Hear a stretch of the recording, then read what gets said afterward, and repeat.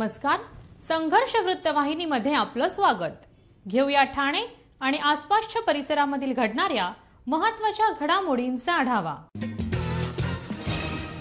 जोखमीची शस्त्रक्रिया करायची झाल्यास खासगी रुग्णालयात करण्याला प्राधान्य दिलं जातं असलं तरी सिव्हिल रुग्णालयात अवघड शस्त्रक्रिया यशस्वी होत आहेत। लहान वयातच मोतीबिंदू असणाऱ्या मुरबाडमधील 5 वर्षाच्या मुलीचे आणि आंबिवली येथील 10 वर्षाच्या मुलाची आव्हानात्मक असणारी मोतीबिंदूची कठीण शस्त्रक्रिया सिव्हिल रुग्णालयात करून मुलांना दृष्टी दिली आहे।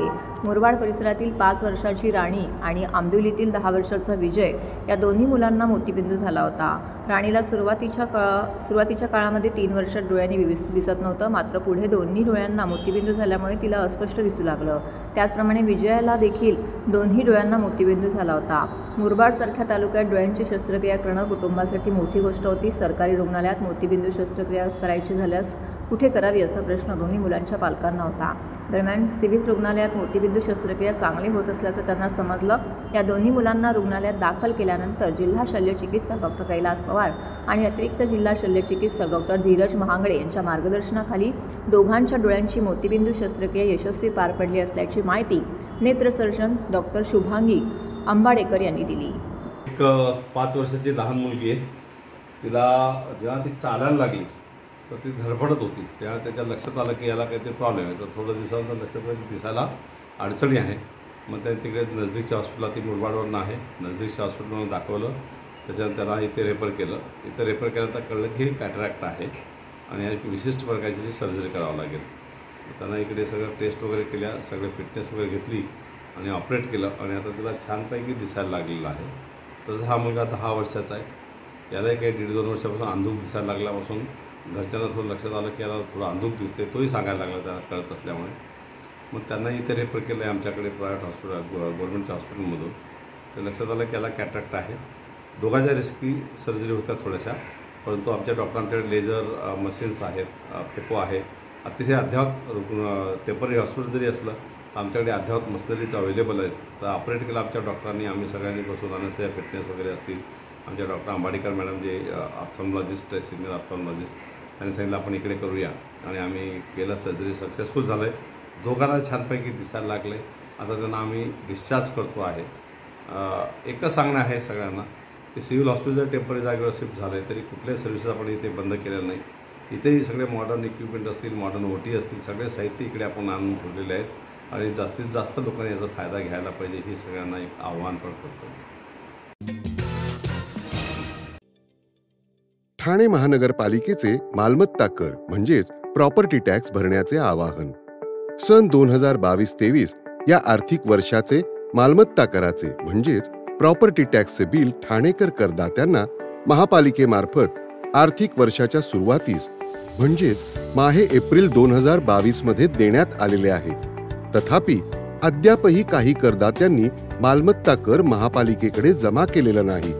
सध्या आर्थिक वर्षाचा अंतिम टप्पा सुरू झाला आहे।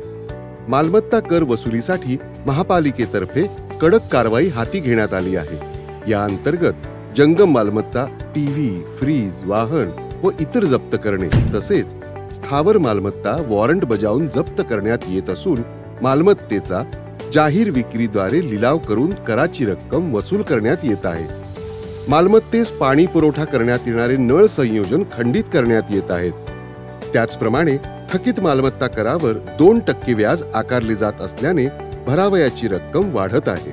आपला मालमत्ता कर propertytax.thanecity.gov.in या लिंकद्वारे तसंच गुगल पे, फोन पे, पेटीएम याद्वारे ऑनलाईन पद्धतीने करण्याची सुविधा उपलब्ध करून दिली आहे। शनिवार, रविवार व सार्वजनिक सुट्टीच्या दिवशी नागरिकांना मालमत्ता कर भरणे सोयीचे व्हावे याकरता महापालिकेचे मालमत्ता कर संलग्न कार्यालय या दिवशी कार्यान्वित ठेवण्यात आलेले आहे। तरी मालमत्ता कर वसुलीची अप्रिय कारवाई टाळण्याच्या दृष्टिकोनातून मालमत्ता कर भरून महापालिकेस सहकार्य करावे। धन्यवाद। महाराष्ट्र राज्याचे मुख्यमंत्री एकनाथ शिंदे यांच्या प्रचारार्थ कोपरी पाखाडी विधानसभा मतदारसंघामध्ये शिवसेना खासदार नरेश म्हस्के यांच्या नेतृत्वामध्ये प्रभात फेरी काढण्यात आली. हरिओम नगर, बारा बंगला, अष्टविनायक चौक या परिसरातून सकाळी 7 वाजता निघालेल्या प्रभात फेरीला नागरिकांचा मोठा प्रतिसाद मिळाला. मुख्यमंत्री शिंदे यांच्या नेतृत्वात महाराष्ट्रात केलेल्या विकास कामांबद्दल जनतेला जागरूक करण्यासाठी ही प्रभात फेरी आयोजित करण्यात आली होती. शिवसेना कार्यकर्ते, स्थानिक नागरिक आणि युवा वर्गाने मोठ्या उत्साहाने सहभाग घेतला. फेरी दरम्यान एकनाथ शिंदे साहेबांच्या नेतृत्वाखाली मजबूत महाराष्ट्र, प्रगतीसाठी शिवसेनेला मत द्या अशा घोषणा देण्यात आल्या. खासदार नरेश म्हस्के यांनी मुख्यमंत्री शिंदे यांच्या कार्यकाळातील उपक्रमांवरती प्रकाश टाकत विकासाची गती कायम ठेवण्याचं आवाहन केलं. शिंदे यांच्या नेतृत्वात महाराष्ट्रात झालेली रस्त्यांची सुधारणा, नवीन रोजगार संधी, महिलांसाठीच्या योजनांचा लाभ तसेच स्थानिक पातळीवरील विकास कामं यामुळे नागरिकांचा पाठिंबा वाढला आहे. या प्रभात फेरीत महिला, तरुण वर्ग तसेच विविध क्षेत्रातील नागरिकांनी सहभाग घेतला, ज्यामुळे परिसरात उत्साहाचं वातावरण निर्माण झालं.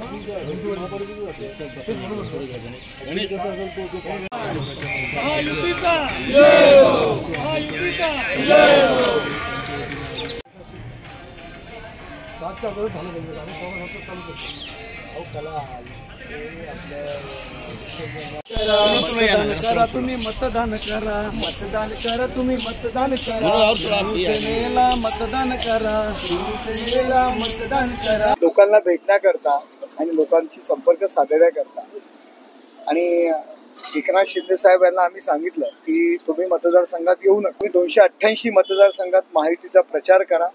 आम्ही प्रत्येक जण एकनाथ शिंदे म्हणून लोकांसमोर जाऊ.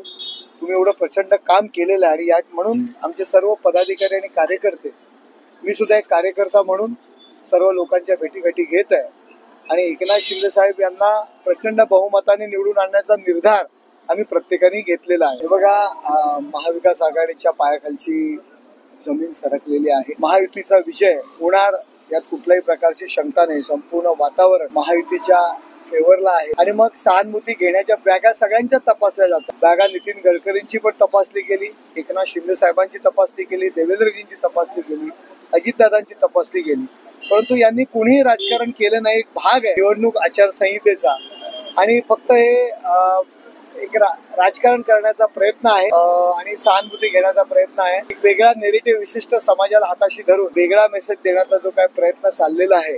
एकीकडे संविधान खतरे में बोलायचं आणि लोकशाहीच्या विरुद्ध, घटनेच्या विरुद्ध विशिष्ट समुदायाला हाताशी धरून प्रचार करण्याचा प्रयत्न करायचा. लोकांच्या हे लक्षात आलेल्या लोक सगळ्या एकत्र आलेले, एक है तो सब सेफ है, हे लोकांच्या लक्षात आले.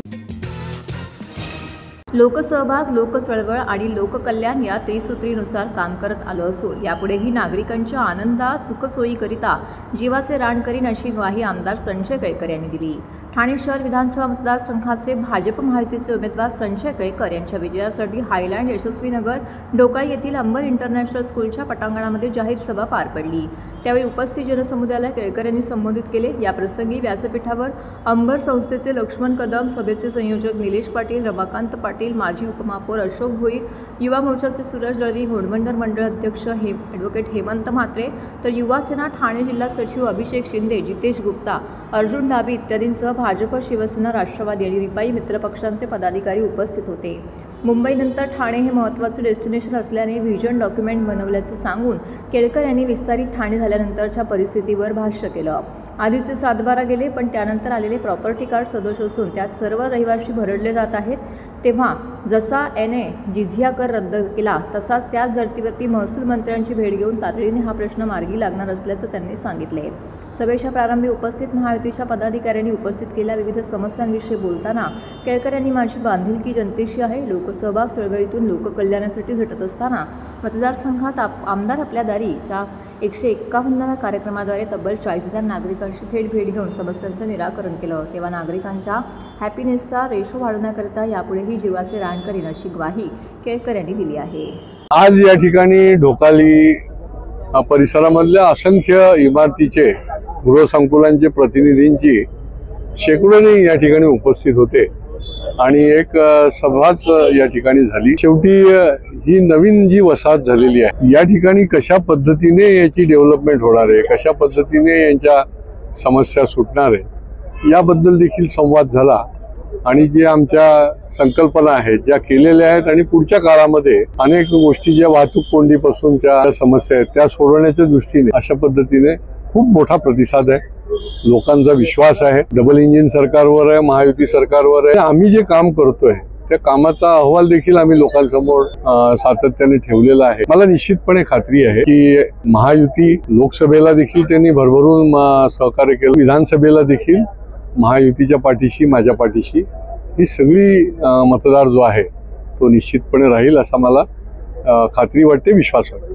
हे अनेक ज्या अधिकृत इमारती आहेत या शहरामधल्या, तर या शहरामध्ये 44 आराखडे क्लस्टरचे तयार झाले आणि याच्यामध्ये ज्या अधिकृत इमारती आहेत परंतु काही मोडकळीस आलेल्या आहेत, काही धोकादायक आहेत, त्यांना नोटीस आलेल्या आहेत, तर याची रिडेव्हलपमेंट कशी काय होणार? त्या ठिकाणचा क्लस्टर जेव्हा होईल त्यावेळेला ती डेव्हलपमेंट होणार आणि तोपर्यंत काळ निघून जाईल। म्हणून जो GR शासनाने काढला होता त्याच्यामधनं अधिकृत इमारती वगळल्या गेल्याच पाहिजे या प्रकारची मी भूमिका घेऊन पाठपुरावा केला आणि माननीय मुख्यमंत्री एकनाथ शिंदे साहेब, फडणवीस साहेब या सगळ्या लोकांनी त्यांच्याही लक्षात आलं की हा प्रश्न जो आहे तो लोकहिताचा आहे, ही समस्या आपण सोडवायला पाहिजे आणि अक्षरशः 10 दिवसामध्ये या इमारती ऐच्छिक ठेवून त्याला त्याच्यातून वगळल्या, ज्यांना राहायचं असेल त्यांनी राहू शकतात अशी भूमिका घेतली आणि अक्षरशः लाखो अशा पद्धतीच्या इमारतीमध्ये राहणाऱ्या लोकांचा अक्षरशः त्यांनी सुटकेचा श्वास इतकी त्यांना दिलासा याच्यामुळे मिळाला।